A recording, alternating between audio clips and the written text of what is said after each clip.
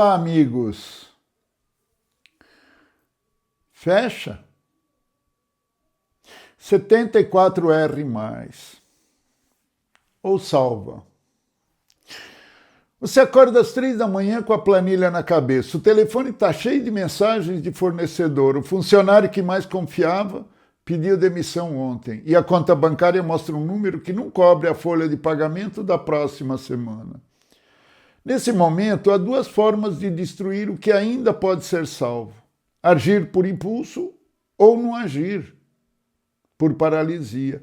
Ambas custam caro. Meu nome é Mário Farina e fica comigo até o fim, porque, na verdade, nua e crua, desavergonhada, que poucos comentam, eu te trago uma informação surpresa.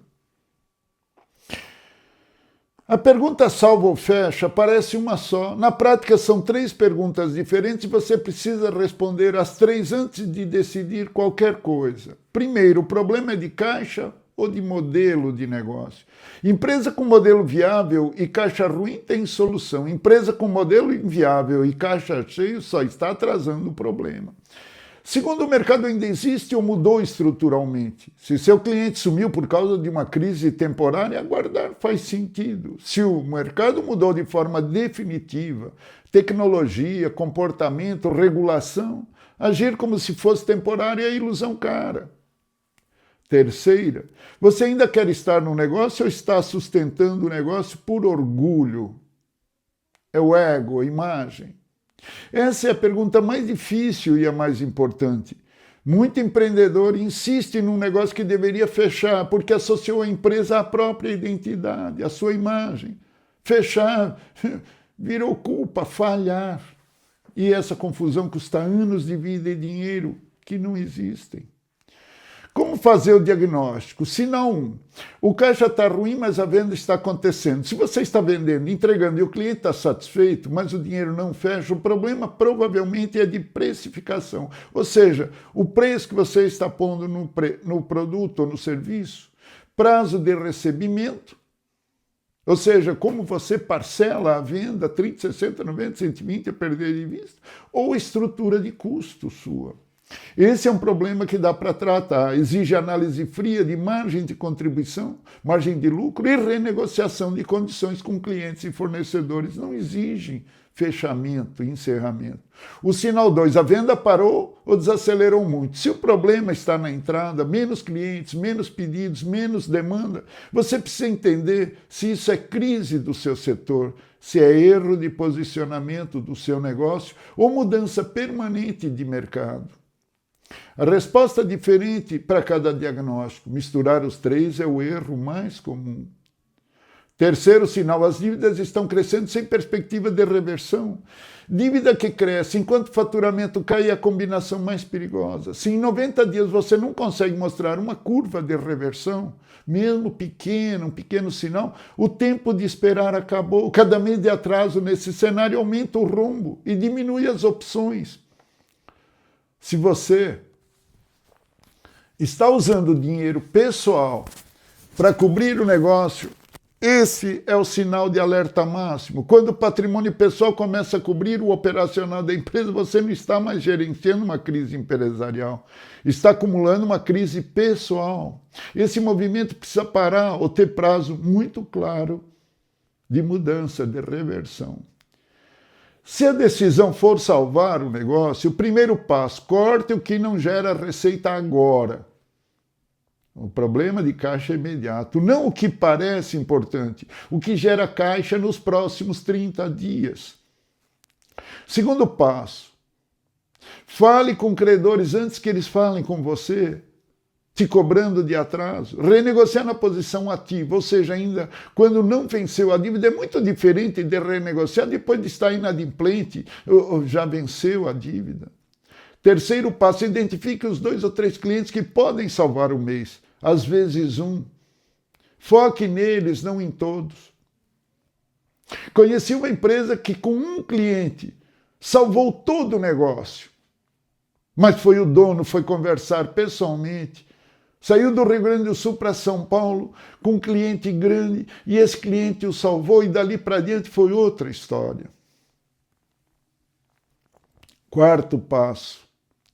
Coloque uma meta de reversão em 90 dias, ou seja, de mudança de viés da coisa, em 3 meses, com números específicos. Se em 90 dias o indicador não melhorou, a decisão de fechar precisa voltar para a mesa, sem drama, como dado operacional.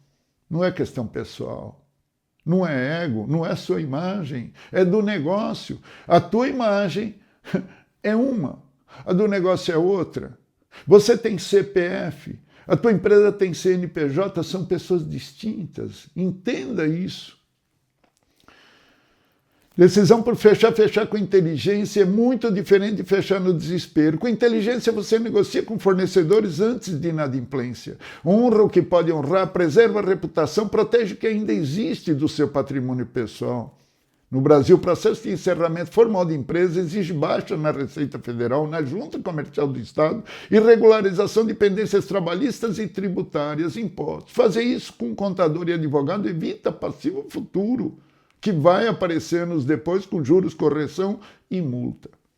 E tem um ponto que ninguém menciona: fechar um negócio com organização deixa sua reputação intacta. O mercado perdoa quem fechou com responsabilidade, não perdoa quem sumiu. E aí também há a possibilidade de você vender um negócio, transferir. Às vezes não ganhar na venda nada, mas conseguir passar para alguém os débitos, os compromissos de fornecedores, tudo. Funcionários, folha de pagamento. É melhor às vezes. É uma opção a se analisar. Mas enquanto a empresa ainda está em condição de funcionamento, ainda tem algo que vale.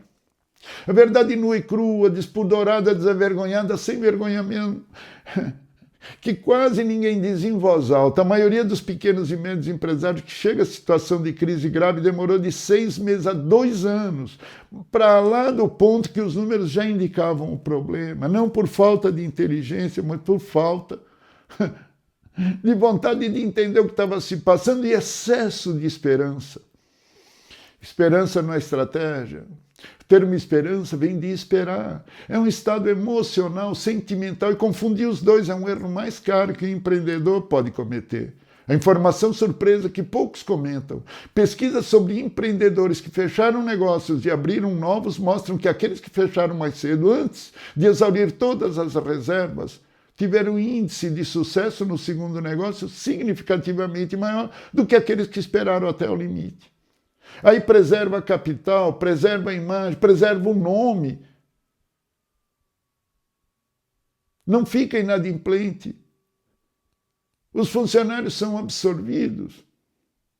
E preserva principalmente energia para o próximo ciclo. Isso não é desistir, é jogar com inteligência. Verdade nua e crua é essa: o negócio pode ser fechado. Você não pode fechar. O CEP não pode fechar, o CNPJ pode. E o CNPJ pode ter outro dirigente, outro dono. Se esse episódio falou com você, ou atingiu a tua situação, te ajudou em algo, deixa o like, o dedinho não dói, se inscreve no canal, escreve comentários, nos diga outros assuntos, outros temas, tanto de empresa como pessoa física, que podemos abordar aqui. Porque decidir com clareza no momento de crise é o maior ato de liderança que um empreendedor pode ter. E isso não se aprende em curso, se aprende quando o negócio dói de verdade na prática. Aproveite seu dia, procure ser feliz. Até o próximo Casos e Carreira.